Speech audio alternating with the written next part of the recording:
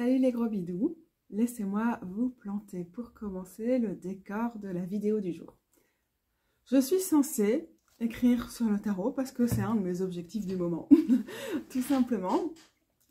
Et je cale un peu. Je cale pour différentes raisons que je vous expliquerai au cours de la vidéo. Et il y a quand même un truc qui fonctionne à tous les coups quand on coince dans ce genre d'épreuve, c'est de se mettre des petits défis créatifs, de jouer avec le tarot, de faire des exercices plus ou moins intuitifs, etc. pour augmenter notre connexion avec les cartes. Donc, je vais réaliser quelques exercices comme ça. Je n'ai pas du tout réfléchi avant à ce que j'allais proposer, mais justement, on va voir comment on peut d'un coup dire « Ah, je ferai bien ça, hop, je ferai bien ça, je ferai bien ça » pour approfondir notre relation avec les cartes et aussi réussir à la mettre en mots, ce qui est parfois pas facile. Là, pour le coup, pour moi, c'est d'écrire sur les cartes et de parvenir à les décrire qui est compliqué, mais parfois, c'est quand on veut prendre simplement des notes dans son journal pour réussir à condenser son tirage, ou quand on veut tirer les cartes amicalement ou professionnellement ou autre à des personnes en face et qu'il arrive qu'on coince avec les cartes. Donc tous ces petits exercices pour nous aider à articuler quelque chose autour des cartes et à aller parfois au-delà des apparences, au-delà des clichés aussi de certaines cartes. Donc ça s'annonce très libre. Je pense que je vais allumer la caméra à divers moments au cours de mon processus créatif et ou méditatif et ou je sais pas encore de l'après-midi pour vous accompagner dans tout ça. Donc moi ce que je vais faire, j'ai cru que j'allais me faire un petit café mais je pense que ça va être trop. Je vais être trop speed et même si j'avais un moment je vais faire des trucs comme du dessin ou du hand lettering ou quoi, le café ça m'aide pas. Donc je vais sûrement aller me faire une petite sauge ou peut-être un petit mélange relaxant, enfin je vous dirai ça dans une seconde. Mais je vous invite à faire la même chose, à aller juste prendre un verre d'eau si c'est ce qui vous convient ou peut-être autre chose. Moi j'ai pris des mandarines avant de commencer aussi pour l'énergie, donc voilà. Moi je mets sur pause, vous faites ce que vous voulez, mais je vous retrouve tout de suite après avoir installé mon petit rituel ici, organisé un peu mieux ma table de travail qui est ultra bordélique pour l'instant. Et on va être parti. Voilà, je fais un peu de ménage, je me suis posée, ça fait toujours du bien. J'ai dans l'immédiat, pour me réveiller un peu, une tisane dans une sublime tasse qu'on m'a offerte, 3 menthes. Toujours utile pour me réveiller les menthes. Et puis je trouve ça aussi très intéressant comme plante intuitive pour moi, hein, quand je tire les cartes ou j'interprète les cartes, qui va être un peu moins planante, déroutante ou calmante que d'autres. Donc elle continue de me stimuler, ce dont j'ai grand besoin, puisque, comme vous savez, avec ma maladie chronique, ma capacité de concentration est extrêmement limitée. Et en même temps, elle me permet elle m'aide, je trouve, à me connecter à mon intuition, voire aux choses que mon intuition parvient à capter. Et là-bas, derrière, j'ai une tisane. Elle est là sur mon plateau qui s'appelle la Hermès et en gros elle est aussi là à cause de son nom, grâce à son nom, parce qu'en plus d'être absolument délicieuse, elle me donne l'impression de me rapprocher du dieu Hermès, ce dieu psychopompe, messager, excellent communicateur et tout ça, et Mercure étant ma planète dominante, en tout cas celle qui domine mon ascendant et la maison de mon soleil et de toutes les autres choses, donc bien sûr. Et puis elle est aussi positionnée dans une partie de mon thème qui fait référence à l'écriture et voilà. C'est donc logique pour moi de sortir la Hermès dans ces moments-là. Ah, j'ai hâte de la boire, mais même en faisant des grands slurps, là, elle va juste être trop chaude. Alors pour l'instant, je suis à l'eau. Et ça me fait penser, ce verre avec ces petits poissons, à une de mes cartes du jour, qui est la page de coupe, ici dans le Holo Valley Tarot, qui est toujours très difficile à montrer en image, puisque les traits sont un peu trop fins pour que ça passe à la caméra, et d'ailleurs pour être vraiment lisible en vrai aussi. Donc, je vous montre dans le bouquin du Holo Valley Tarot, n'est-ce pas, splendide.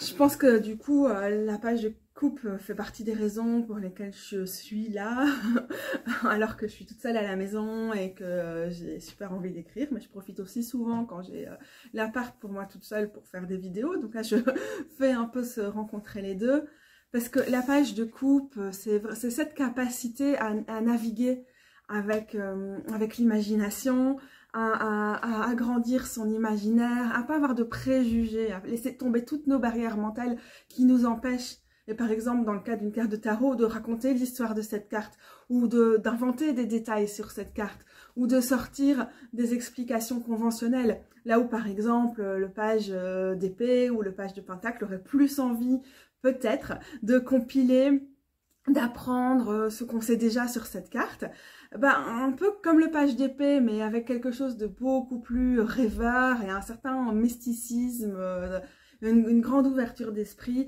La page de coupe, elle nous permet vraiment d'être dans cette narration avec le tarot, mais pas en mode comme si on était dans les épées et on va prendre la plume et parfois peut-être dominer avec notre réflexion, mais au contraire d'être vraiment dans un espace d'ouverture totale qui permet d'entrer en interaction avec les cartes et aussi de les laisser nous surprendre.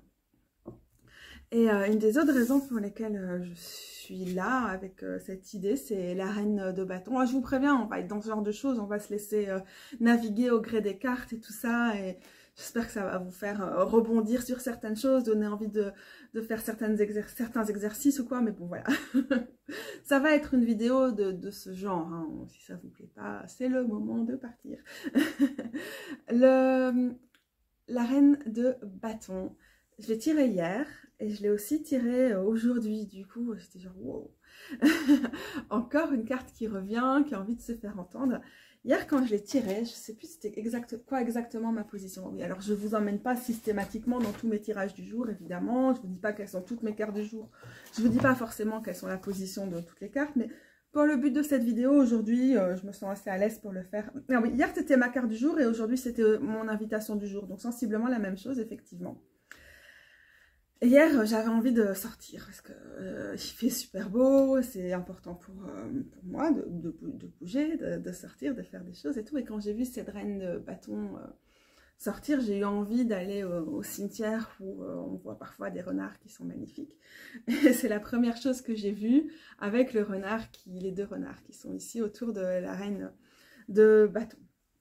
Et puis, en écrivant à une amie pour demander si elle avait envie d'aller se balader au cimetière avec nous aujourd'hui, je me suis dit, mais enfin, ne serait-on pas dans le week-end de ce festival de films LGBT queer à Bruxelles? Ouais, parce que je suis tellement à la ramasse et hors réseau que j'aurais fini presque par l'oublier. Et en fait, finalement, il s'avérait que oui, bien sûr. Mais en plus, c'était hier une représentation d'un collectif dans lequel je suis plus depuis très longtemps, mais que j'ai cofondé il y a maintenant 9 ans. C'était un collectif, c'est toujours un collectif de lecture, d'échange, d'historicité, de transmission autour de textes de la culture lesbienne et bi. Donc voilà. Et pour moi, c'est assez difficile de retourner dans les milieux LGBT et queer et lesbiens, pour plein de raisons, notamment le fait que c'est très angoissant sur les questions d'accessibilité en tant que personne malade chronique, mais aussi, il y a beaucoup de choses qui ont été compliquées par rapport à mon travail aussi, enfin mon ancien travail, et donc c'est souvent angoissant, mais à ce moment-là, quand j'ai vu la reine de bâton, j'étais en confiance pour retourner là, et du coup, les pink screens, ça me rappelle des moments qui sont pour moi dans mon histoire, dans ma relation avec la reine de bâton, très reine de bâton.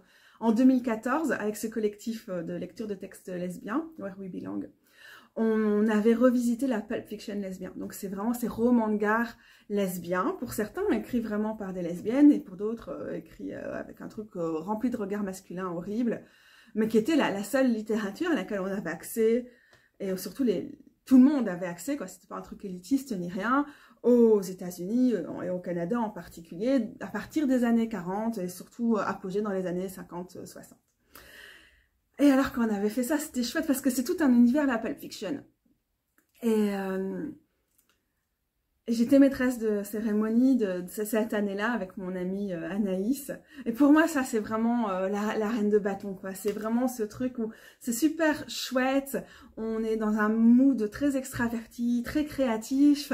Et on n'hésite pas à se mettre en avant, à partager et tout, mais aussi pour partager. On se met en avant pour partager, pas pour le plaisir d'être soi sur scène.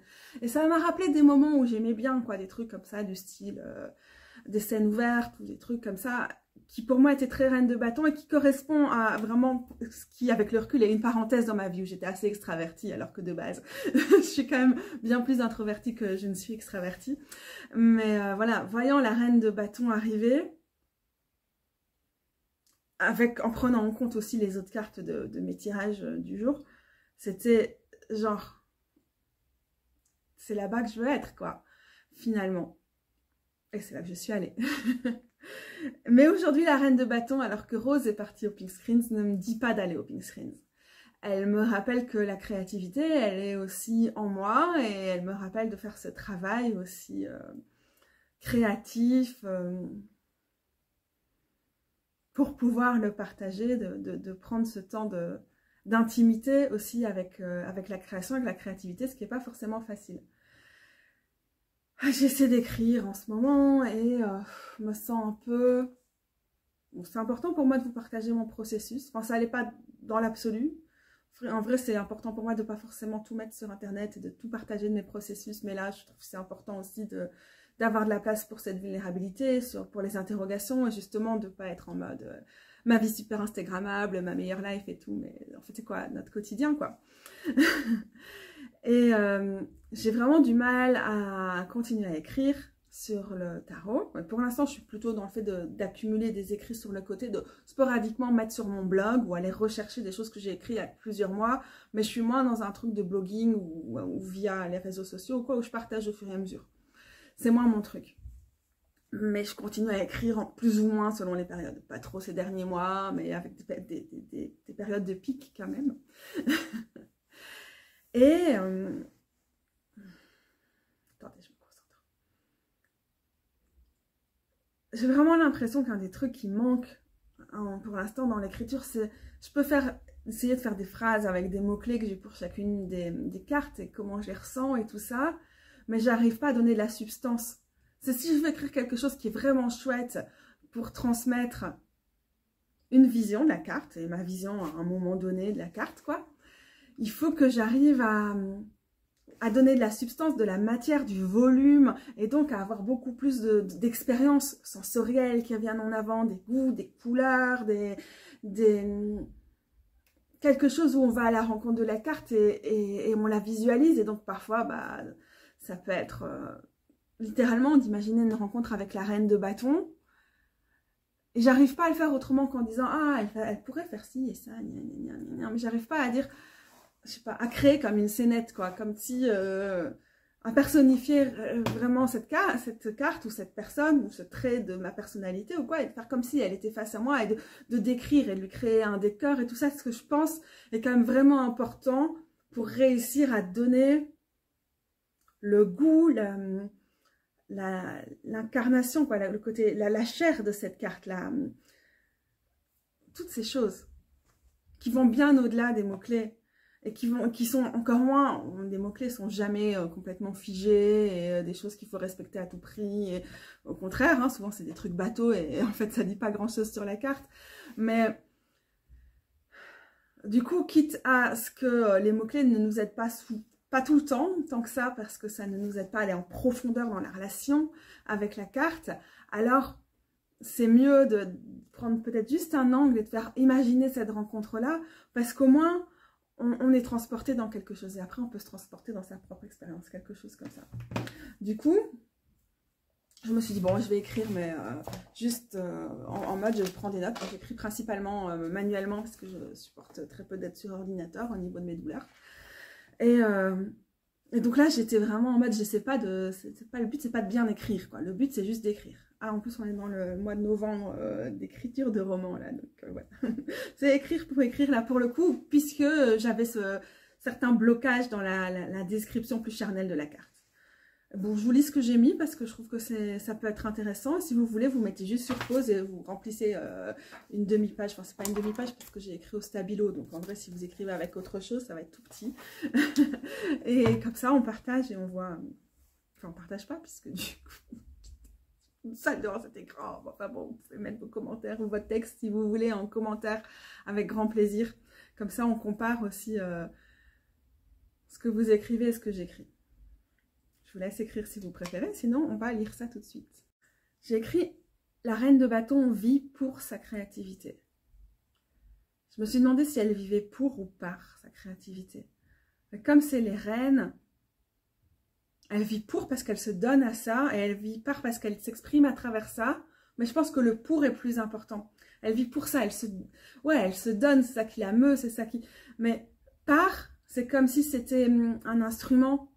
Or, avec les reines, on est davantage dans le fait d'être tout entière, en fait. Ici, j'ai pensé que le mot qui était bien, c'était la créativité. J'ai pas forcément fait des phrases, parfois j'ai juste mis des mots-clés. La part de nous qui s'exprime à travers elles, la phase de vie qu'elles nous rappellent, elles sont absolument extraverties, voire festives, audacieuses, brillantes, guidées par des désirs qui nous amènent à nous dépasser.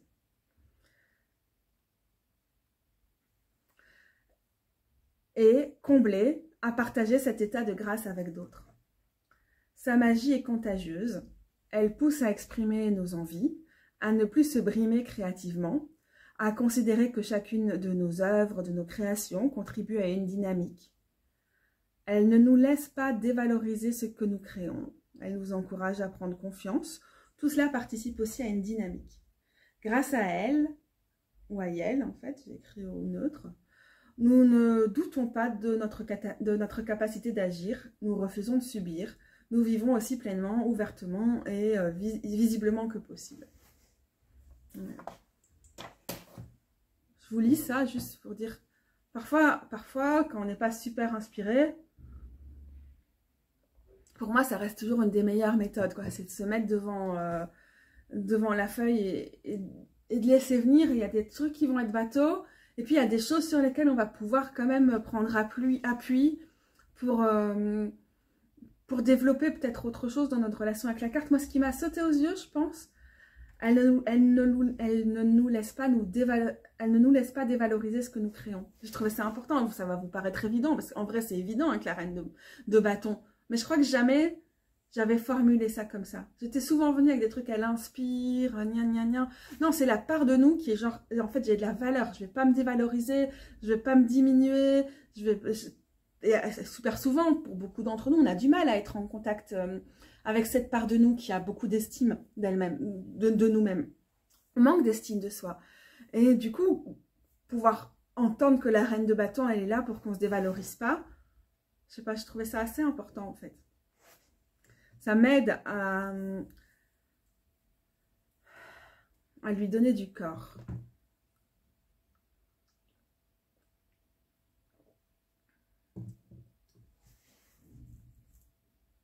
Du coup, on pourrait partir de ça comme point de départ pour imaginer une rencontre avec la reine de bâton. Est-ce qu'on va extérioriser ça ou est-ce qu'on va vraiment visualiser?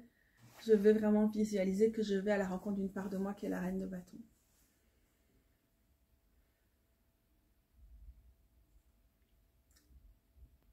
Je vais aller la rencontrer. Elle organise un atelier. C'est le week-end. On est en ville, à Bruxelles. Et c'est un atelier comme il y en a plein dans l'associatif et tout ça. Donc c'est dans un vieux bâtiment prêté peut-être par un truc genre la régie du bâtiment ou qui appartient à un collectif ou qui est en transition, en occupation temporaire et tout, comme on en a plein à Bruxelles en ce moment. Et donc c'est un vieux bâtiment avec plein de pièces et plein d'activités. Ça me fait penser... justement parce que j'ai entendu une amie parler d'un atelier comme ça hier, donc ça me fait aussi penser à voilà, du vécu, donc c'est bien, ça donne corps pour moi à la reine de bâton, et j'ai participé à ce genre d'atelier, J'ai organisé des ateliers comme ça, donc du coup, directement, il y a quelque chose là, ça me donne du corps. Est-ce que je vais arriver à le transmettre du coup? Il y a vraiment un frisson d'excitation en allant à cet atelier parce que on sait qu'on va rencontrer des nouvelles personnes, on sait qu'on va être peut-être poussé dans ses retranchements parce que l'idée c'est d'apprendre, c'est d'oser. Et on n'en sait pas tellement plus sur cet atelier. Vous voyez, à ce moment, je sais que je suis inscrite à cet atelier, j'y vais, mais je ne sais pas tellement ce que je vais y faire. J'ai un peu l'appréhension là quand je suis dans les couloirs en train de me diriger vers la salle de cet atelier parce que je pense à tous les moments où j'ai dû organiser des ateliers dans ma life. Ça fait longtemps que j'en ai plus fait. Et en fait, je trouvais ça chaud, ça, la notion de se dévaloriser. Je sais pas que j'avais pas confiance, mais peut-être j'avais justement trop confiance. Et en fait, il n'y avait pas toujours assez de place pour les gens. Ou alors, il y avait trop de place pour les gens. C'est pas un dosage assez facile. Je veux dire, pas avoir assez de place pour les gens, c'est quand on est en mode plutôt comme le roi de bâton et qu'on donne beaucoup d'exemples et tout, on essaie de montrer des slides, tout ça sur notre diaporama, en fait, mais il n'y a pas d'interaction. Et s'il y a trop de place pour les gens, dans des ateliers comme ça, c'est quand il n'y a pas assez de cadre et que du coup, il n'y a pas une assez bonne distribution de la parole. Et donc, il peut y avoir des thématiques ou des gens qui vont prendre trop de place au détriment de la dynamique de groupe. Donc voilà, je suis dans ces couloirs et je repense à tout ça et j'ai quand même un peu la boule au ventre. Parce que du coup, il y a des choses qui me reviennent. Parce que je vais rencontrer une reine de bâton, mais je suis aussi une reine de bâton. On l'est tous, on a tous une reine de bâton dans notre parcours, quoi. Et voilà, je rassemble un peu mes anciennes reines de bâton, mais je vais à un atelier qui va m'inviter à être plus créative, à m'exprimer, et donc qui va aussi m'aider à voir qui je suis maintenant comme reine de bâton. Ça, je le sais. En fait, c'est un peu comme dans un rêve, cette histoire. Parce que dans la vraie vie, est-ce que j'irais vraiment à un atelier comme ça? Je serais en train de marcher dans ces couloirs alors que je ne sais pas où je vais. Certainement pas. Ça ressemble vraiment à un rêve. Je suis vraiment en train de voir les images. Ça ressemble, du coup, le lieu, c'est comme plein de centres culturels, en fait, à Bruxelles. Donc, on est dans un truc qui a été réaffecté, on est plutôt dans un truc post-industriel ou bien post-bureaucratie administratif à l'extrême et tout ça. Et donc, voilà, on a réutilisé un truc on est dans la partie bureau, là, en tout cas. Et voilà, on a plein de salles de conférences potentielles, de petits bureaux et tout ça, mais les couloirs sont assez longs et ça a l'air d'être un dédale, ce qui participe pour moi à mon angoisse, quoi. Parce que du coup, je ne sais plus si c'est un de ces rêves où on se perd pendant des heures ou est-ce que c'est vraiment la réalité. Donc j'ai cette appréhension. Et aller à la rencontre de la reine de bâton me rappelle ça. Et me rappelle les fois où j'ai pas été à la hauteur. Elle me rappelle que pour pouvoir survivre, j'ai dû me déconnecter d'elle. Parce que la reine de bâton, elle est dans un équilibre parfait d'énergie pour pouvoir à la fois l'exprimer, être flamboyante de cette énergie et en même temps l'intérioriser, donc la condenser, la rassembler. Donc il y a quand même il y a beaucoup de mouvements autour de cette énergie. Ça peut être très fragile, très fugace, ça peut facilement nous épuiser, nous prendre des cuillères, des réserves d'énergie, nous causer des douleurs et tout ça. Il y a vraiment un équilibre là, et moi je ne l'ai pas. Peut-être je savais avant ce qui me donnait cette sensation, ou je l'ai brièvement su, mais je ne sais plus.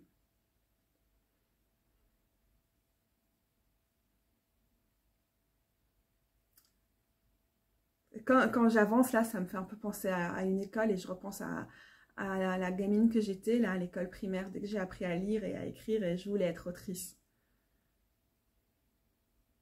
Mais je crois pas que je suis une autrice. Mais je crois pas que je suis pas non plus du tout une autrice.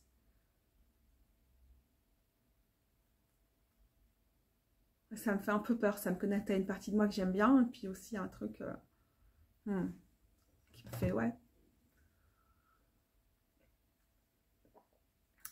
peur, parce que toutes les remarques, tous les moments où c'était pas assez bien écrit. Que sur le fond, ça allait, mais la forme, où il fallait passer derrière moi pour corriger mes textes ou mes traductions. Ouais. Tous ces essais, dissertations, ou travaux de séminaire ou mémoire, ou... les idées, ça va, les recherches, c'est bien, mais c'est laborieux, hein, la mise en forme, c'est laborieux à lire, hein, ça galère, hein, l'écriture.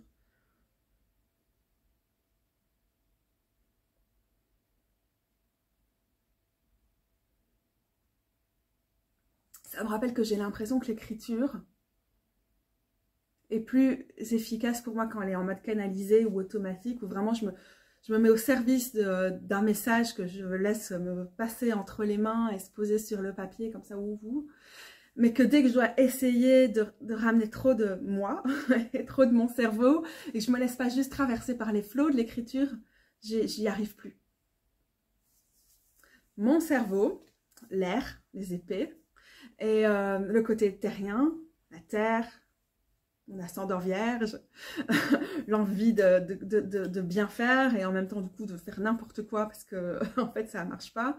Et du coup, là où je pense au flow, à la page de coupe, à la gamine que j'étais qui avait envie de raconter des histoires pour plein de choses, et puis je pense aussi au feu qui me manque parfois, de juste pouvoir y aller et laisser cette source d'inspiration qui est en moi, peut-être auquel je me connecte aussi à l'extérieur, mais me traverser. Et la reine de bâton, que j'espère rencontrer là maintenant derrière cette porte, ça peut être quelqu'un, ce serait idéalement quelqu'un qui me dit avant tout ça. Tu peux gérer ton énergie. Tu peux te laisser traverser par elle, habiter par elle, sans être possédé, travailler par elle, sans être après, ok, t'as fait ça une journée et puis t'es KO, t'as mal pendant beaucoup trop longtemps, tu sais plus te mettre derrière quoi que ce soit, ni rien, quoi. Enfin, derrière un écran ou un calepin, et voilà.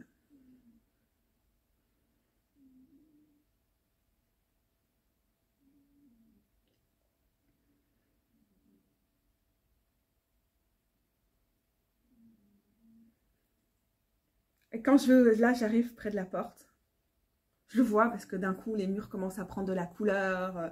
Il y a du rouge et du rose qui sont mélangés sur cette porte-là. C'est comme vraiment, j'ai l'impression que je suis sur le seuil d'un rite de passage, là. Mais je sens que d'un coup, le décor prend vie autour de moi, ou en tout cas prend de la couleur. Et là, j'arrive et j'ai confiance parce que la confiance en moi, le fait de ne pas se dévaloriser que veut me transmettre la reine de bâton, là, dans l'atelier auquel je vais assister juste derrière, je pense que c'est aussi ça. C'est de me dire, je peux gérer mon énergie, je peux gérer mes passions, je peux gérer mon expression. Je peux apprendre à le faire. Je ne dois pas être prisonnière de mes gènes, avec ma maladie génétique, donc qui sera toujours là, mais qui n'est peut-être pas la montagne que j'en fais, enfin, qui est une montagne. Mais par rapport au processus créatif, elle n'est peut-être pas l'obstacle auquel je pense qu'elle l'est, même s'il faut composer avec elle. Et je sais que là, je vais avoir les outils. Mais ça me demande aussi de l'humilité, de ne pas m'accrocher à mes oui, mais non, oui, mais c'est trop dur, oui, mais si ça, mais j'ai peur de me faire mal. Non, ça me demande de dire je peux le faire. Je peux maîtriser ce feu, je peux aller à la rencontre de ce feu. Ah, et là je vois la carte du coup, et on a des récipients ici, et on a l'élément d'eau, parce qu'on travaille dans ce tarot-ci, avec les correspondances élémentales, en plus des zodiacales où la reine est fixe, et donc c'est le lion. Et du coup on a le feu dans des coupes. Ça fait penser aussi à la carte de la tempérance. Mais là, d'un coup, quand je vois ça maintenant, alors que je suis en train de sortir un peu de ma visualisation, où en fait, en allant voir une reine de bâton hypothétique dans un rêve, je l'ai rencontrée en moi. Hein, finalement, c'est ça le but. Et je vois ça et je me dis, ah ok, c'est visuellement l'idée de réussir à mettre dans un pot, dans un récipient, toute cette énergie pour la contenir, mais qu'elle ne me dévore pas.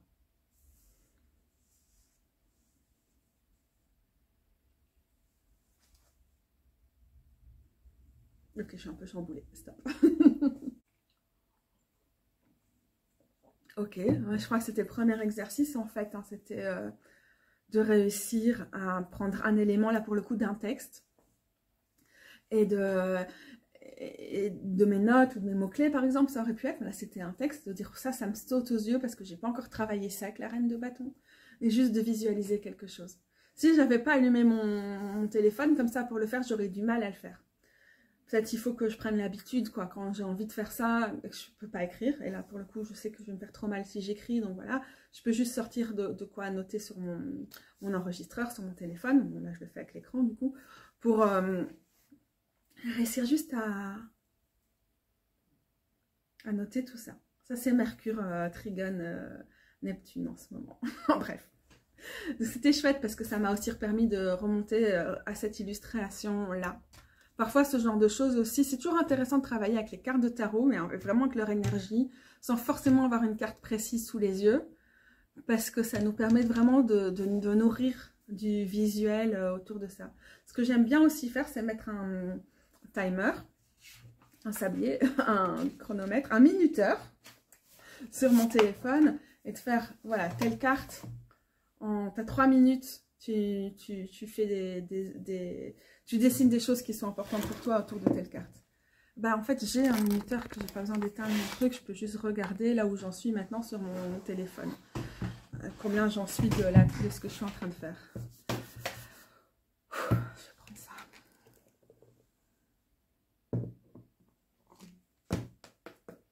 47, je commence. Okay. Je me donne 2 minutes. Moins j'espère, sinon ça va être chiant. J'ai vraiment envie de dessiner le symbole du feu. Merde. Mais vraiment comme ça, c'est la première chose qui me vient, contenu quoi. Pas un feu trop dévorant. Ça me fait penser du coup à ce que j'ai vu ici sur la carte.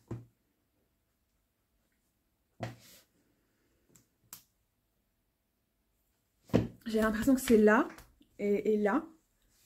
C'est comme toute cette partie ici du corps. On a tout ce qui est autour du plexus solaire, on peut dire, mais aussi ici de la gorge. Donc c'est la parole, c'est l'équilibre. Juste là en bas. Alors j'aurais envie, avec la reine, de dessiner un corps. Je suis très mal partie sur ma carte. Qui est ici tout entière. Donc on ne va pas voir la tête, mais voilà, on va la deviner. Autour du triangle là. Ouais, je sais pas si vous voyez là du coup. Ça fait un peu comme l'as, mais il y a quelque chose dans l'incorporation là du truc qui est très... On va aller faire des grandes mains autour. Ouais, moi je vois ce que je dessine, mais c'est pas réaliste, c'est pas grave. Hein. Juste ça, c'est bien. J'ai l'impression du coup, elle a ce feu comme ça là, et que maintenant elle pourrait le projeter. Alors j'aurais envie de faire, ça va ressembler à rien. Et il me reste plus que 20 secondes. Comme si le feu, comme ça, était projeté. Comme si ça résonnait en 3 dimensions. Et que aussi bien elle le gardait en elle et qu'elle avait la possibilité de le remettre vers l'extérieur. Alors du coup, ça m'aide à visualiser la carte, même si je ne sais pas dessiner, que ça ressemble à rien. Je vais vous montrer tout de suite. Voilà, si je me mets pas dans cet état créatif là, je vais jamais réussir à voir ça. Et donc j'ai toujours rien écrit sur cette carte, mais j'ai fait un exercice de visualisation et là un autre puisque je me suis dit ok, j'ai 2 minutes, paf, j'essaie de dessiner un truc sur la reine de bâton. Qu'est-ce que je suis partie du symbole du feu qui pour moi est vraiment une flamme qui est maintenue. Du coup je me suis dit ok, elle est à ce niveau-là du corps de la personne. Donc il n'y a pas la tête, mais j'ai dessiné grossièrement une personne qui serait assise là en tailleur, tout autour de son feu. Puis une fois que c'était fait, j'avais l'impression qu'elle était trop haut sur son feu. Que c'était bien, c'était incarné, mais là on est dans l'as ou dans autre chose. Mais il fallait que ça soit projeté vers l'extérieur. Et donc j'ai visualisé, j'ai très mal rendu ça visuellement ici, mais je pourrais essayer d'en faire davantage, cette idée que le triangle original se projette comme ça vers l'extérieur. Dans ma tête, je voudrais bien réussir à faire un effet que ça se projette comme ça, quoi. Mais dans la réalisation, ça a donné autre chose. C'est parce qu'au niveau de mes cuillères, c'est pas tout à fait ça, mais j'ai déjà fait un peu le même type d'exercice sur Instagram. Et ce que j'aimerais bien, c'est de réussir à faire des lives de temps en temps, le dimanche après-midi, comme maintenant, c'est dimanche après-midi quand je suis en train de faire cette vidéo.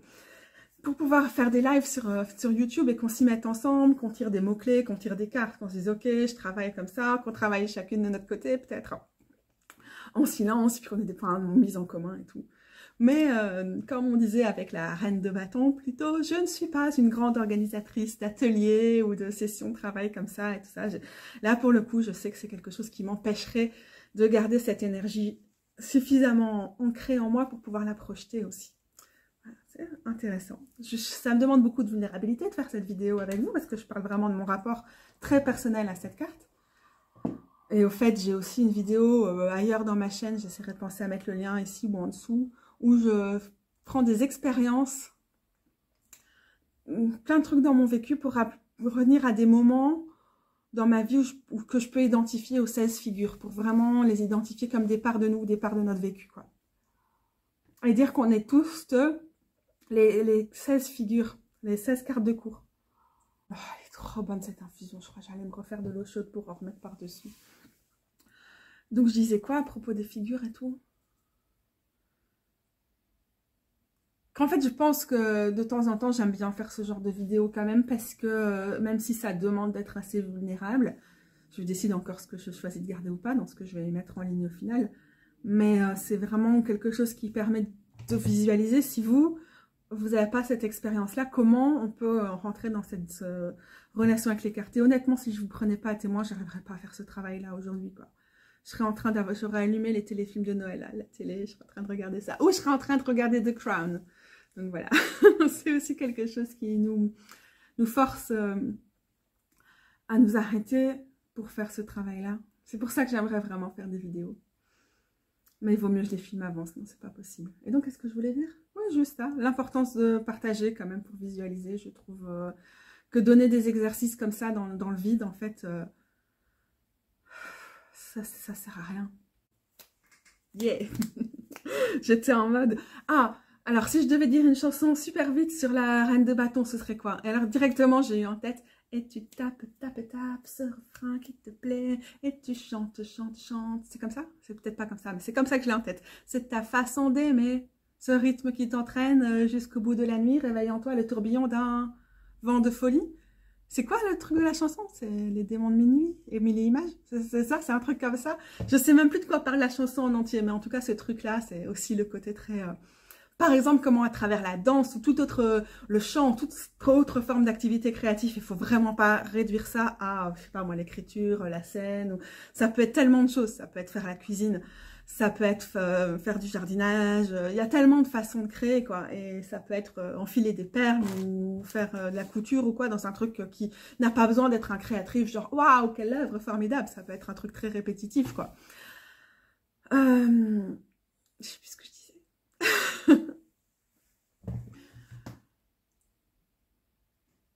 Mais c'est aussi... Donc je sais plus ce que je disais, mais pour revenir à la chanson, en tout cas, j'ai l'impression que c'est aussi ce truc créatif qui réveille quelque chose en nous, et avec lequel on doit rester en contact, pour rester en contact avec ce tourbillon de folie, ou je sais pas quoi, ce vent en nous. C'est toujours la question, vous voyez, quand je visualise le signe élémental du feu ici, enfin un peu plus bas, c'est... Ouais, en tout cas, c'est la chanson qui m'est venue en tête. Je visualise aussi Kate Bush dans son album The Red Shoes et les clips autour de la danse qu'elle a dans cet album-là. Je ne connais pas du tout l'histoire initiale de la chaussure, la ballerine rouge là. Je sais qu'il y a un truc. Rose m'a dit qu'il y avait un film derrière tout ça. Mais je sais plus. Put on your red shoes and dance the blues. Ça me fait penser à David Bowie maintenant du coup. Mais bref. Je sais pas chanter, j'ai aucune oreille musicale, rien du tout là, mon collagène il est ailleurs. Et aussi comment Kate Bush est dans Wuthering Heights, donc vraiment son premier clip où elle est comme ça en artiste de mime et en danseuse extraordinaire. Bon, j'imagine que comme Kate Bush est repopularisée ces dernières années, vous voyez ce que je veux dire.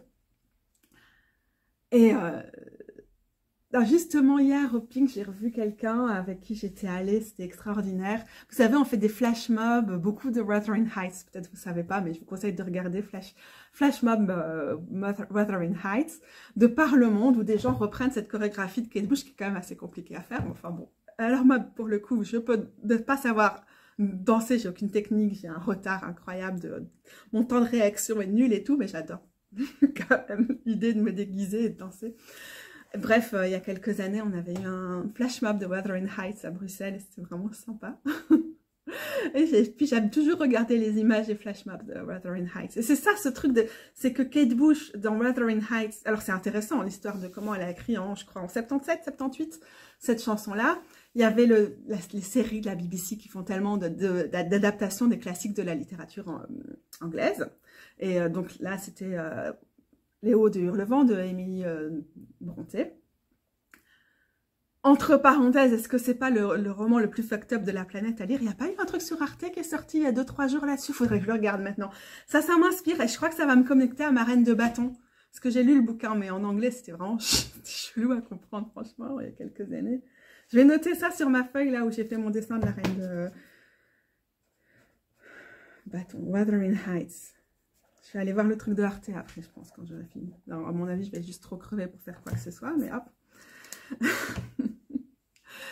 Donc, il y a la diffusion de la mini-série de la BBC, ça devait encore être un truc en 3 épisodes ou quoi, des Hauts de Hurlevent à l'époque.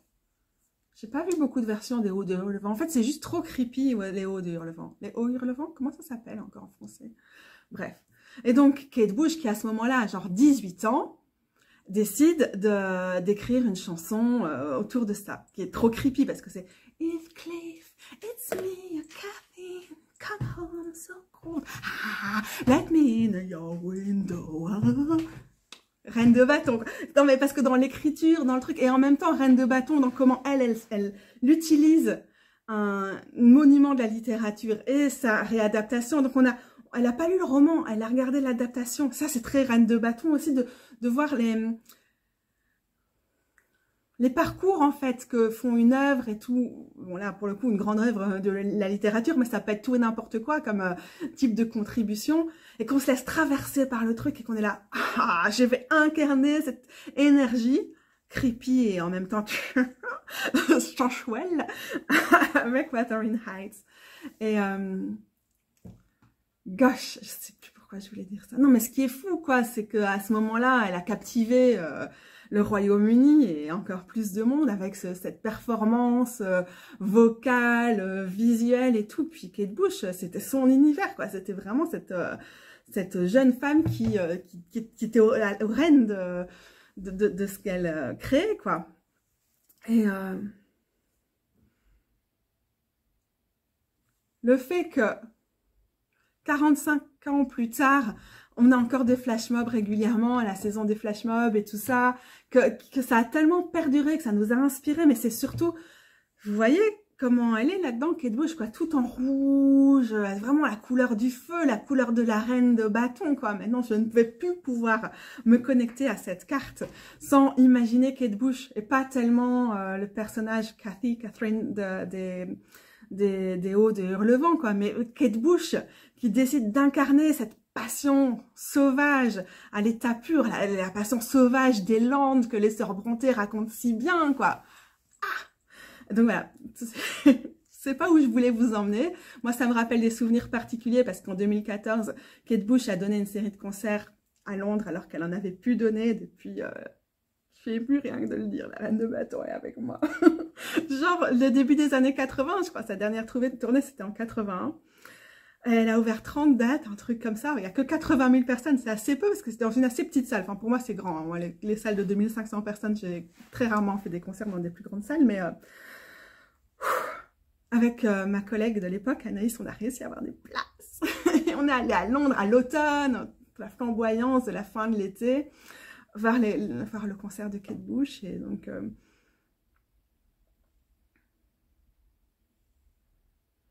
c'est aussi ça, la reine de bâton. Je ne place pas du tout Kate Bush sur un piédestal. Je ne suis pas particulièrement plus fan de Kate Bush que d'autres... Kate Bush que d'autres artistes, quoi. Mais c'est ce truc de traverser, dans ce cas-là, les générations, mais aussi les histoires, voilà, on est sous une forme littéraire qui devient une série, qui devient une chanson, qui met à l'honneur la danse, qui nous invite à nous retrouver autour de flash mob et à nous déguiser. Et on est dans toute cette représentation, cette incarnation de la reine de bâton qui n'a pas tellement grand-chose à voir avec le fait de faire le show, mais qui a tout à voir avec le fait de se dire mon corps, ma vie, c'est une scène. Et alors, ça ne nécessite pas d'être sur scène et d'aller lire ses textes ou de faire des grands flash mobs de Kate Bush. Peut-être que maintenant, je vais juste dresser Kate Bush dans ma... Non, je vais me faire mal. Je peux pas le faire. Dans ma cuisine. Non, non.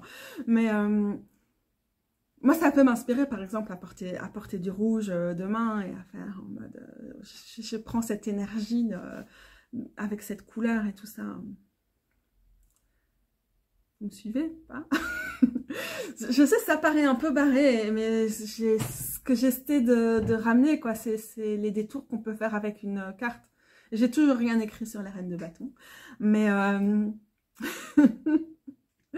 mais là, je suis en train de nourrir mon imaginaire et ma relation. Là, je me sens vraiment, genre le feu de la reine de bâton est en train de trop me ravager là. Je me sens, je pourrais partir dans toutes les directions et tout. Et il faut que je repense à comment j'essaie de la dessiner là. Je canalise davantage. Je centralise cette énergie pour pouvoir mieux la donner. Il ne faut pas qu'elle aille trop loin. Donc, je vais revenir vers moi. Et du coup, là, ce qui peut être intéressant, c'est de prendre des respirations profondes.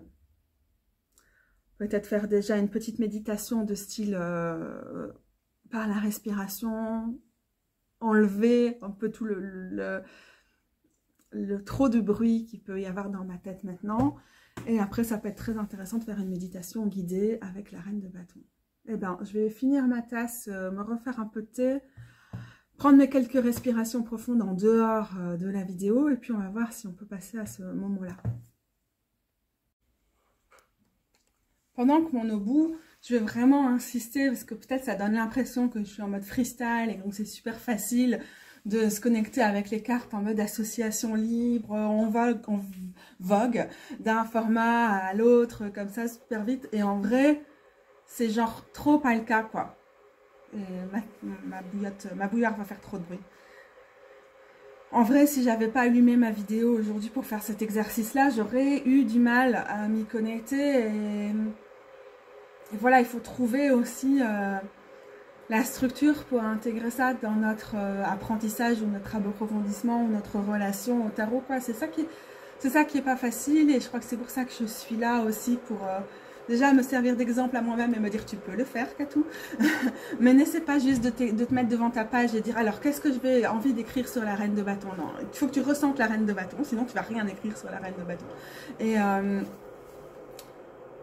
voilà, d'une façon plus générale, je crois qu'il y a un peu de ça dans ce que j'ai envie de transmettre ici, mais non, c'est pas facile. Et non, tous les jours, je fais pas une méditation sur les cartes. Je devrais le faire, je voudrais le faire, mais est-ce que je le fais? Non. Ok. Alors, je vais essayer un truc pour moi, pour faire une méditation avec la reine de bâton. Et je vous invite à vous en emparer, mais c'est vraiment à votre propre volonté, et sachant qu'il n'y a rien du tout d'autre qu'un exercice très spontané ici, et que voilà, c'est vraiment à vous de voir comment vous le sentez pour ce genre de choses. J'ai du coup mon carnet qui est là. C'est quand même toujours l'idéal pour aller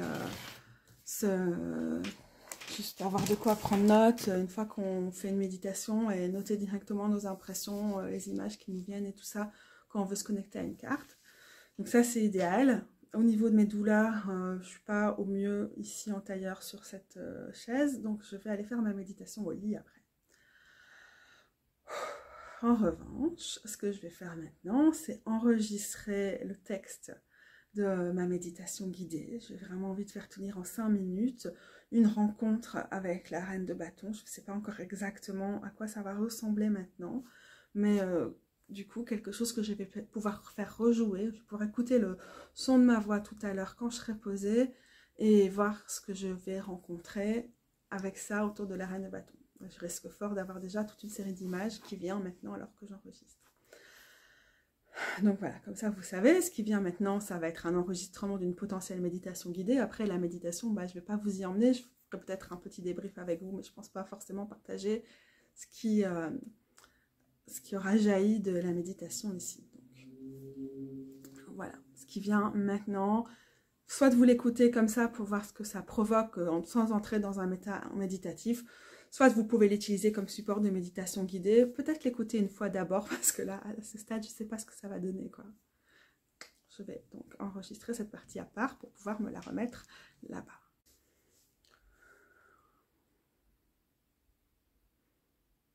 Installe-toi dans une position qui est confortable pour toi.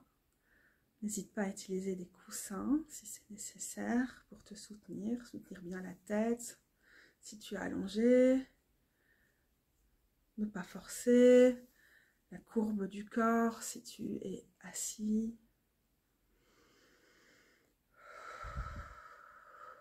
Prends 3 respirations profondes. Tu gonfles le ventre à l'inspiration et puis tu relâches tout ton air à l'expiration.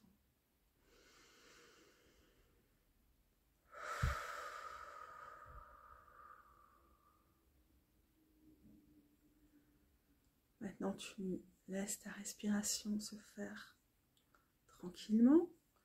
Tu l'observes, comme si tu l'observais de l'extérieur, sans forcer.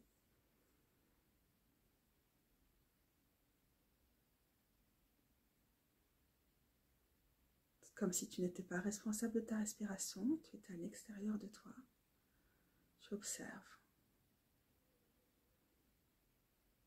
Est-ce que tu as l'impression d'être compressé à certains endroits? Est-ce que ça rentre de façon fluide?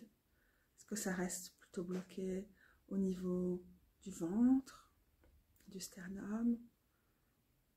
Tu observes tout ça. Maintenant, tu vas diriger cette respiration,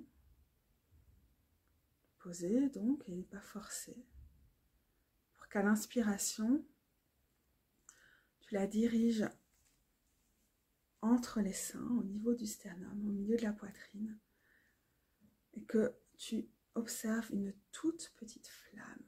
Tu la sens, tu la remplis avec ton inspiration. Et avec l'expiration, elle palpite, elle diminue légèrement de volume, mais elle ne s'éteint pas. Et d'inspiration en expiration, tu observes cette petite flamme. Comment tu peux la stabiliser? Qu'elle soit présente, pas envahissante et qu'elle ne s'éteigne pas non plus. Comment tu peux être au plus proche d'elle et qu'elle se gonfle à l'inspiration et qu'elle se rétracte légèrement à l'expiration, mais sans s'éteindre. Sois en contact avec cette flamme. Une fois que tu l'as stabilisée un peu, prends note de tes sensations. Est-ce que tu as une sensation de chaleur dans la poitrine? Est-ce que c'est plutôt froid? Est-ce que certaines parties de ton corps semblent réagir? Est-ce que c'est comme de l'inflammation? Est-ce que ça te fait penser au feu du foyer? Essaie de recenser les images qui te viennent ou les sensations qui te viennent, tout en regardant, en sentant cette petite flamme dans ta poitrine qui palpite très légèrement et qui est là, cantonnée. Grande inspiration et grande expiration. 1, 2, 3 fois à ton rythme. Tu ne forces pas. Comme ça te convient. Et tu vas grandir cette flamme pour qu'elle prenne la forme d'un triangle dont l'angle supérieur arrive vers la bouche, vers la gorge, disons, et que la base parte vers tes hanches, mais progressivement au gré des respirations profondes. Et tu navigues encore avec cette mouvance des côtés. Ça grandit, puis ça se rétracte légèrement. Tu sens que ça vibre, ce feu. Tu sens que ça vibre.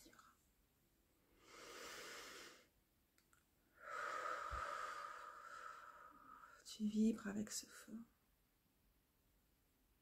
Et tu le contiens. Il est là, il est dans ton corps. Il ne va pas te déborder, il ne va pas t'échapper. La flamme ne va pas s'éteindre. Au rythme de tes respirations, tu es en contact avec elle. Qu'est-ce que ça réveille maintenant qu'elle est plus grande? Quelles sont les images? Quelles sont les sensations? Qu'est-ce qui s'active en toi?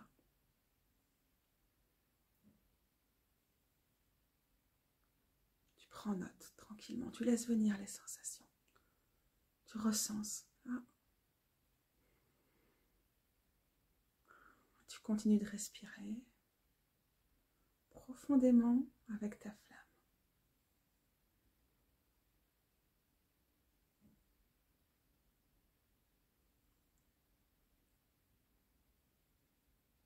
Maintenant, tu stabilises un peu ta respiration, pas besoin de forcer. Elles sont moins profondes. Progressivement, tu reviens. Tu reviens au noyau où tu étais précédemment avec ta flamme. Ton triangle progressivement va rétrécir. Tu te centres sur ta flamme, tu te centres sur elle. Tu la ressens. Est-ce que tu la sens? C'est comme un cœur, c'est comme une force, une passion. Voilà, maintenant, tu la rassembles vraiment là où elle était initialement. Cette flamme que tu portes au niveau du cœur, au milieu de la poitrine. Elle a trouvé sa place. Et maintenant, pose-lui une question. Est-ce qu'elle est bien là? Est-ce que tu es bien là avec ton cœur? Est-ce que cette flamme est bien? Continue de respirer, de la sentir palpiter.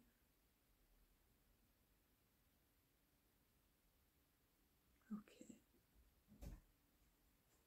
Et si tu devais donner cette flamme, si tu devais la projeter, tout en restant sûr d'elle et sûr de la place qu'elle prend, jusqu'où elle irait, quelle serait sa portée et pourquoi? Et comment tu pourrais la projeter d'une façon à ce qu'elle ne t'échappe pas?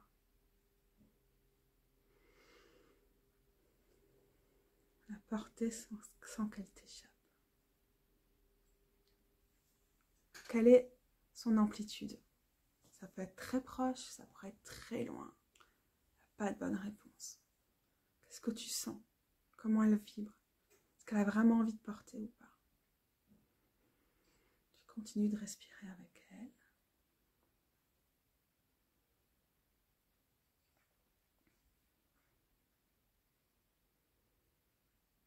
Et tu sais qu'elle est là. On va terminer cette méditation tranquillement. Cette flamme reste là. Tu peux rester en contact avec elle. Elle ne s'éteint pas. Tu peux la remercier de ce qu'elle t'a apporté aujourd'hui. Et même si c'était rien, que ce contact a été difficile, remercier pour ce moment. Et maintenant, respire profondément. Tu reprends conscience de la pièce autour de toi, de tes sensations. Tu reprends des mouvements avec ton corps, lentement. Tu peux ouvrir les yeux, si tu les avais fermés pour te concentrer. Revenir à cette réalité au quotidien, mais en étant en contact avec la reine de bâton. Et ce feu en toi, et ce dosage entre ce qu'il t'apporte et jusqu'à où tu peux le projeter et l'étendre, sachant que tu le contiens et qu'il te contient. Voilà. Bonne journée, bon après-midi. C'est le moment de prendre des notes si tu le souhaites. Et voilà. Maintenant, moi, je vais faire ma méditation. Vous avez remarqué que là, je suis vraiment restée sur l'image que j'avais eue de la reine de bâton ici. Donc, je me suis pas orientée vers une méditation guidée de type cheminement sur base d'une représentation de la reine de bâton dans une carte de tarot. Mais ça, peut-être qu'on en parlera après. Là, j'ai bien aimé l'aspect symbolique du visuel que moi, j'avais sorti ici avec la carte. Ça va? Tu dormes bien, mon petit chaton? Alors déjà, moi, ce que je voulais dire de mon expérience de cette méditation, sans raconter les détails, déjà, c'est juste, ça fait du bien la méditation en général, et ça m'a déjà juste fait du bien au niveau de mes douleurs, mais ça bon, je le sais, et du coup, comme je dois déjà essayer d'avoir une routine, pas une ritournelle, une routine de méditation par rapport à la gestion de mon syndrome des lèvres dans l'os. C'est vrai que j'ai du mal à rajouter à ça une pratique de méditation autour du tarot et tout. C'est dommage parce que c'est toujours des bonnes expériences, mais voilà. Je trouvais ça intéressant comment j'ai spontanément, là, que vous avez vu, construit ma méditation guidée, parce qu'en un sens, en visualisant ce triangle, ça m'a permis de voir les endroits qui étaient plus douloureux pour moi. En fait, le fait que je sois arrivée avec cette méditation guidée là, pour moi, ça m'a permis de me rendre compte à quel point j'avais besoin que la base du triangle soit vraiment très bien posée au niveau des hanches et du bassin, qui est déjà une zone sur laquelle voilà, je dois travailler, hein, comme beaucoup d'entre nous. J'ai une jambe plus courte que l'autre, tout ça. Donc, je sais déjà physiquement, je dois toujours travailler là-dessus, mais c'est chouette pour moi de visualiser ce truc, de gagner beaucoup plus en amplitude là. Et en fait, j'ai visualisé quelque chose comme le fait que la pointe ici, du coup, ça coinçait un peu vers la pointe du triangle. Et du coup, l'importance de descendre au maximum cette énergie vers le bassin, au niveau du plexus solaire et tout ça, pour rester en harmonie avec tout ce que le corps et le cœur et la passion ont à exprimer, mais de pas forcément le parler dans l'immédiat. Et du coup, ça m'a reconnecté aussi à mon processus d'écriture, donc pas par la parole, alors qu'en fait, c'est beaucoup plus confortable pour moi, genre, de faire des vidéos sur le tarot que d'écrire sur le tarot. Mais cette expérience m'a permis d'avoir des sensations visuellement, au niveau de mon rapport à mon corps, de la visualisation de ce triangle et tout sur tout ça. Et je me suis rendu compte que mon amplitude, ma projection de mon triangle, de mon énergie de reine de bâton n'était pas n'avait pas une portée extraordinaire. Et c'est très important pour moi de savoir que je ne suis pas obligée d'imaginer, ouh, la reine de bâton, c'est la maîtresse de cérémonie d'une lecture de texte de Pulp Fiction, quoi. Et que je peux aussi imaginer une reine de bâton qui va être beaucoup plus là, quoi, dans la périphérie directe du corps de la petite Catou, là. Donc j'ai noté tout ça et c'est important, je trouve. Là, vraiment, pour moi, c'est ce que j'avais besoin comme connexion avec la reine de bâton, puisque je vous ai dit en commençant cette vidéo, en tout cas pour moi, que j'avais aussi besoin des sensations et du décor et tout. Pour l'instant, ça m'a ramené un peu ça. Enfin, ça m'a ramené le décor de la reine de bâton dans les médias, qui est moi-même, en fait, peut-être. C'est ça qui peut être intéressant. Ça m'a permis de vraiment plus la visualiser comme une part de moi, ce qui, je pense, c'est ce qui est important maintenant. Ce qui peut être intéressant, ce qui pourrait être intéressant, par exemple, ici à refaire dans quelques jours. On est quoi? On est le 13 novembre. Donc, on a quoi? Une petite dizaine de jours de la saison du Sagittaire.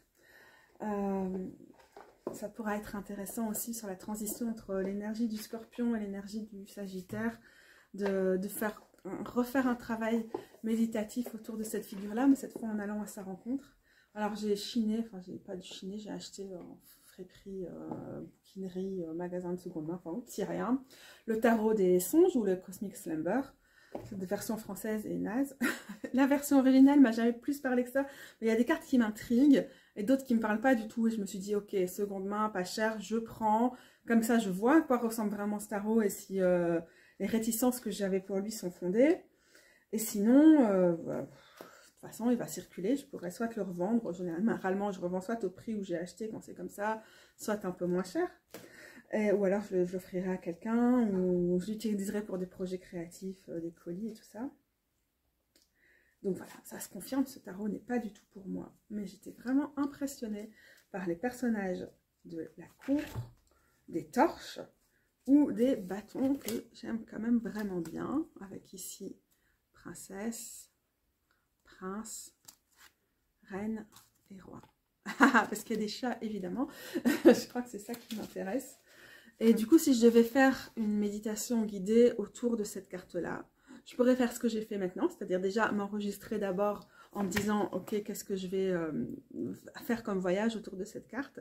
Mais sinon, qu'on peut faire quand on pratique un cheminement méditatif avec la carte. Et honnêtement, si vous n'êtes pas à l'aise avec la méditation telle qu'on l'entend traditionnellement, ça peut être que vous laissez venir les mots sous forme d'écriture ou d'enregistrement vocal, ou que vous dessinez ou quoi, en vous laissant emporter comme ça. Il n'y a pas une bonne façon de faire, c'est pas du tout, j'incite personne à la méditation.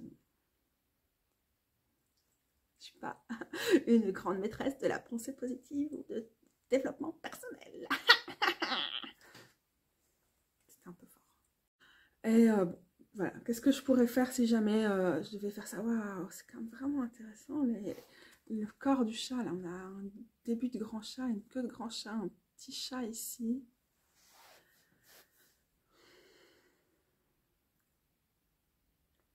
Ah, c'est une battante, cette reine de bâton là, cette reine de torche. J'aime bien hein, beaucoup, beaucoup, beaucoup en fait. C'est fou parce que ce tarot est vraiment pas pour moi. Et c'est super rare que des tarots ne me parlent pas, mais lui, il me parle pas. Et si je lui demande s'il veut me parler, il me dit qu'il veut pas me parler. Moi, je dis que je veux pas lui parler non plus. Genre, parce que je tire une carte, quoi, pour essayer d'établir le dialogue, il n'y a rien qui se crée. Donc, si on devait faire une méditation guidée... Non, mais... ça fera l'objet d'une autre vidéo, peut-être, une prochaine fois, et sinon pas. J'ai un article, normalement, sur mon blog là-dessus. Ouh, je l'ai peut-être pas encore publié. Bah, je le publierai si jamais je l'ai pas encore publié, parce que le draft existe. Depuis 5 ans, quoi. Parce que c'est toujours intéressant de rentrer dans la carte, de prendre des éléments, de vraiment prendre, de tout noter au niveau des couleurs et tout, de vraiment passer 5 minutes, hein, limite vraiment 5 minutes à regarder tous les petits détails de la carte et tout. Je suis quand même en train de le dire, hein, on a compris. Hein. Et donc ça, c'est vraiment chouette. Calmement, vraiment posément, rentrer à fond dedans. Prendre, pas forcément en analysant, mais prendre note de tout. Ah, ce chat fait ça. Ah, cette fumée. Oh, cette petite lune. Gna, gna, gna, je vois tout. Puis au moment où on rentre dans un truc méditatif, on ferme les yeux. Et vraiment, c'est comme si on toquait à la porte de la carte et on rentre dedans, quoi. Et on rentre et d'abord on est quoi? Est-ce qu'on arrive directement nez à nez avec le chat ou on rentre par le côté, là? Et voilà, quelles sont nos impressions? Est-ce qu'on est sur une planète? Est-ce qu'on est sur les ruines d'un château, par exemple? Ça, c'est des choses qui peuvent commencer, quoi. On prend note de ça. Les sensations, les odeurs, le goût. Vraiment prendre même en compte le goût. Ce qu'on entend, le crépitement, ou avec toute cette fumée, qu'est-ce qui se passe? Des chats qui sont en train de gratter le sol. Comment on sent, on a chaud, on a froid, donc progressivement on peut décider de toucher le sol par exemple, ou de s'approcher, ou de demander au chat ici gardien le droit de parler à cette graine qui ne regarde pas vers nous, et puis à partir du moment, est-ce qu'elle veut bien, sinon est-ce qu'elle nous écoute, et sinon est-ce qu'on peut aller explorer le reste de cette scène, qu'est-ce qu'elle fait de son spectre? Est-ce qu'elle a envie de nous le passer? Est-ce que ça représente quelque chose? Est-ce qu'on peut lui poser la question? Pourquoi tu portes ce spectre comme ça? D'où te vient ce joli diadème? C'est une couronne, ce n'est pas un diadème. des choses comme ça. Vraiment prendre le temps de tout ça et d'établir un dialogue et avec cette figure et peut-être avec d'autres éléments qui reviennent sur la carte spécifique avec laquelle vous travaillez. Et voilà, puis progressivement prendre le temps de se visualiser, sortir de la carte, dire au revoir à la carte, remercier la carte, puis sortir de son état méditatif. La carte existe toujours, donc on reste contenu, enfin tout ce qui s'est passé reste contenu, puis on prend des notes si on en a envie, et c'est des choses qui vont vraiment beaucoup nourrir notre relation avec la carte. Cette reine de bâton, elle m'a vraiment fait dire... je pense que même si je ne l'utilise pas, je vais garder ce tarot. Peut-être je tirerai des cartes de temps en temps pour mettre dans les colis et tout ça, mais juste moi, j'ai quand même envie d'afficher cette carte quelque part. Puis la carte de l'ermite qui fait évidemment penser à la déesse Hécate. Avec un chat.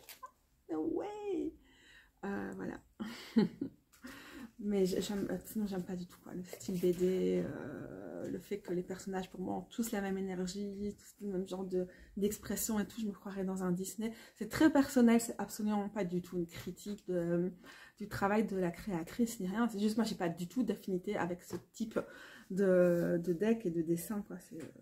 Et parfois, il y en a où j'ai beau pas avoir l'affinité, malgré tout, il va se passer quelque chose. Et là, non, c'est juste, il se passe rien. Et du coup, je me suis dit, ok, je vais bien purifier le jeu et tout, on va se donner une chance, rien du tout, il s'est rien passé du tout, ça n'a pas marché. J'ai aussi mes petits chats comme ça, quoi. Sinon, à part ceux de la reine de bâton. Ok. Donc initialement dans cette vidéo, ce que je voulais faire, c'était plein de cartes pour proposer plein d'exercices différents dans la narration et tout ça. Puis on tourne autour de la reine de bâton depuis quoi là maintenant? Ma vidéo elle doit faire plus d'1 heure, non? Plus d'horloge là-bas. Pas envie de regarder sur le téléphone. Ouais. Je pense qu'on va clôturer comme ça. Le Queer Tarot me fait de l'œil.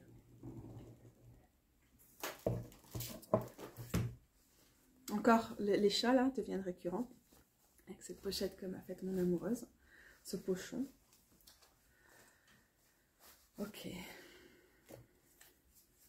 Donc c'est le Queer Tarot. Que vous connaissez certainement. C'est devenu un classique instantané au moment de sa sortie, je pense. Et je sais pas pourquoi je le prends. Je décide de pas mettre sur pause là mon enregistrement pour pouvoir monter tout ça et que justement la vidéo soit authentique au processus qui se passe au moment de tirer les cartes. Je rappelle que je mets le fauteuil de la table, sinon je vais me faire mal.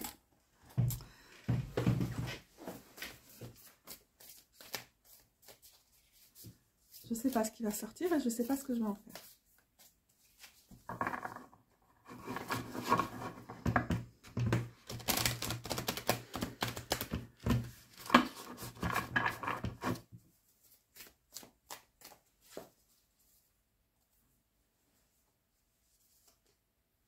Oh, le soleil. Le soleil. Waouh, j'aime bien parce que ça me fait penser à plein de trucs en même temps. Ça me fait penser à la reine de bâton aussi. Je vais voir si je la trouve rapidement ici. Ah, bah, tout comme, du coup, on disait, hein, donc, dans le système du Hollow Valley, qui est celui que j'utilise pour les correspondances astrologiques avec le tarot. Si vous voulez regarder ma dernière vidéo en anglais sur le sujet, j'en raconte un peu plus. Du coup, elle est associée au signe du lion. La carte associée au signe du lion dans les majeurs, c'est la force. Et bah, du coup, le signe qui a la planète qui a son domicile dans ce signe du lion, c'est le soleil. Donc forcément, le soleil a aussi une capacité à briller particulièrement bien. Il est chez lui, il est tranquille avec la reine de bâton. Donc ce que j'aime bien ici, ça me fait penser à un truc que j'avais mis dans mon texte, je pense, sinon j'y ai pensé.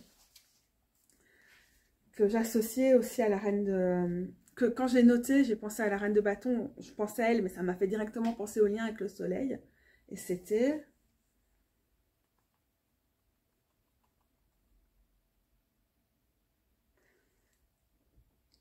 Grâce à la reine de bâton, nous ne doutons pas de notre capacité d'agir, nous refusons de subir, nous vivons aussi pleinement, ouvertement et visiblement que possible. Et pour moi, vivre pleinement, ouvertement et visiblement, ça fait partie très fort des caractéristiques de la carte du soleil.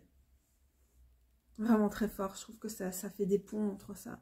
Je crois que le soleil est une des cartes gardiennes en fait hein, de la reine de bâton. Peut-être qu'à des moments, je l'ai déjà remise dans mon paquet, allez reviens. À des moments, je trouve qu'elle pourrait, la reine de bâton, courir le risque de perdre quelque chose de la spontanéité, du côté assez communautaire et du désir de s'exprimer en toute spontanéité, ouais, du soleil. Elle pourrait devenir un peu trop starlette, un peu trop moi.